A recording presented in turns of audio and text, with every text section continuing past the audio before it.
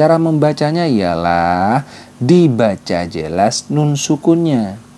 Tidak boleh ditahan dan tidak boleh didengungkan.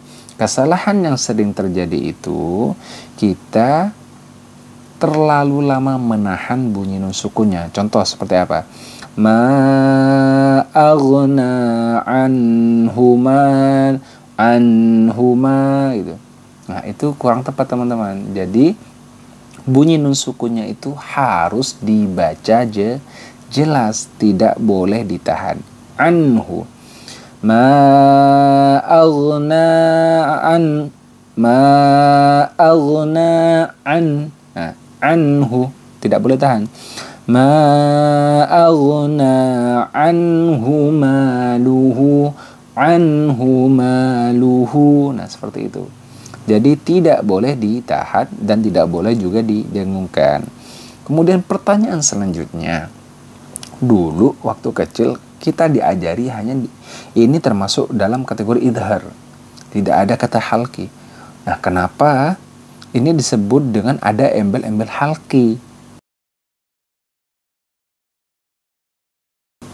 Assalamualaikum warahmatullahi ta'ala wabarakatuh. Kembali lagi di El Ghifari Channel. Kali ini kita akan membahas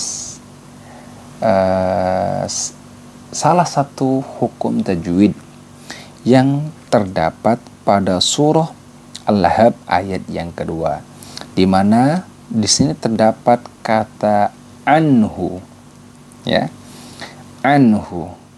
Nah, ini yang akan kita bahas hukum tajwidnya.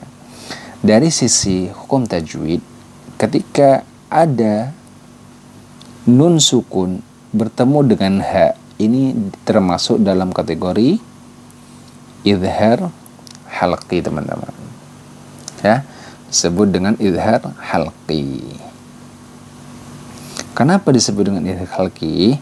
Karena idhar halqi itu merupakan ketika terdapat nun sukun atau tanwin. Ini nun sukun dan ini tanwin, ya, bertemu dengan salah satu huruf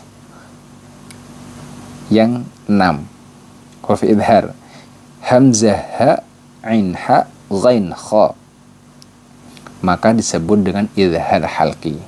Kemudian bagaimana cara membacanya? Cara membacanya ialah dibaca jelas nun sukunnya. Tidak boleh ditahan dan tidak boleh didengungkan. Kesalahan yang sering terjadi itu kita terlalu lama menahan bunyi nun sukunnya. Contoh seperti apa? Ma aghna anhuma gitu. Nah, itu kurang tepat teman-teman. Jadi bunyi nun sukunnya itu harus dibaca jelas, tidak boleh ditahan. Anhu. Ma aghna an. Nah, anhu tidak boleh tahan. Ma aghna anhu maluhu.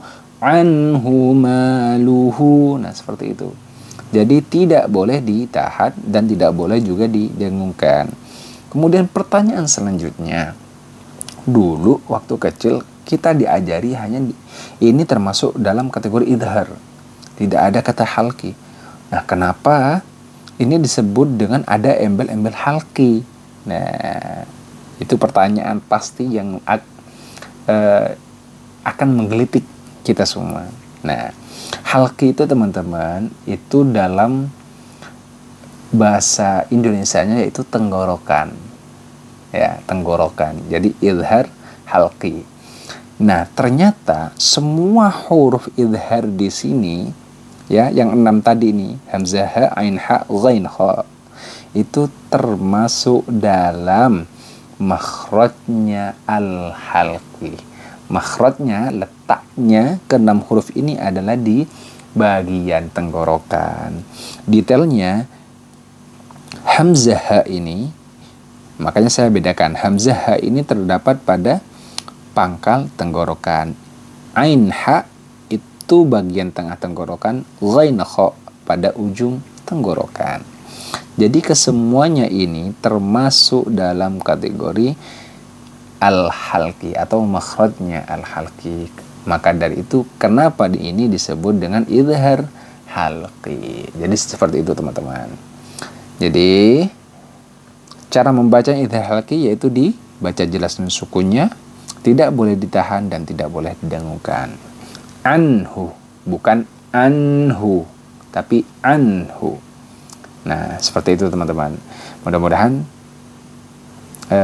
video ini bermanfaat bagi teman-teman semua untuk memperbaiki dan menambah wawasan mengenai hukum tajwid yang terkandung dalam setiap kata atau setiap detail dari ayat dalam Al-Quran. Mudah-mudahan ini bisa bermanfaat. Silahkan bantu share, subscribe, like, dan komen jika ada yang ingin kita bahas di video-video selanjutnya. Jazakumullah khair. Assalamualaikum warahmatullahi taala wabarakatuh.